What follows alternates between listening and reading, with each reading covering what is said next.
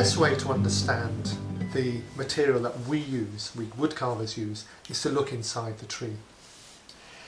Here's a piece of tree, and I've taken out a section so we can look inside, from the bark right down to the centre.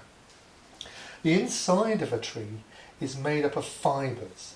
These are little channels all bundled together, very much like this bundle of straws here. And they conduct water and nutrients from down in the roots right up to the leaves at the top. So the fibres run the whole length of the tree, and when we look at this bundle of straws, we can say that this direction that I'm pointing with my finger, this is along the fibres, so this is along the grain. So when we talk about a grain, we're really talking about fibres, wood fibres in the tree. Along the grain is in the direction of these fibres. The other direction you can take is across the grain, meaning anything that's going at 90 degrees or at a diagonal across that direction of the fibres.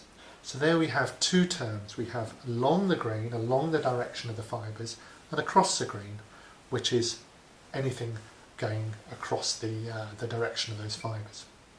So there are two consequences of this, one of which is to do with staining, and that's something we'll have to deal with in another clip.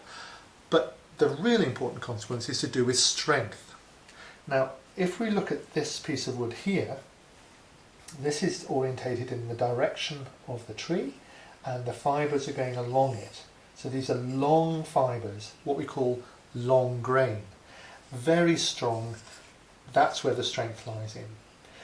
If we have this other piece of wood which looks about the same dimension, this piece of wood is cut at 90 degrees to the fibres. So the fibres, as you can see here, are quite short. This is called short grain.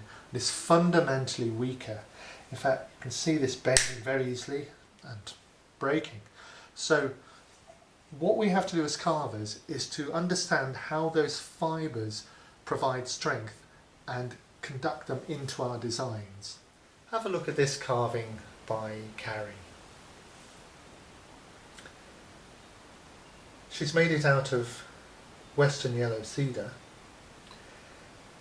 and you can see that the base here is the original log.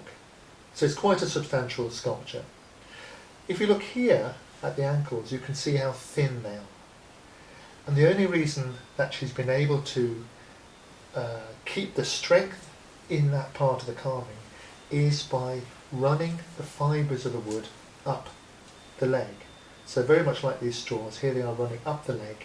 So really the whole of this carving is supported by wood fibres, something about the width of my thumb, which is pretty crazy but rather wonderful.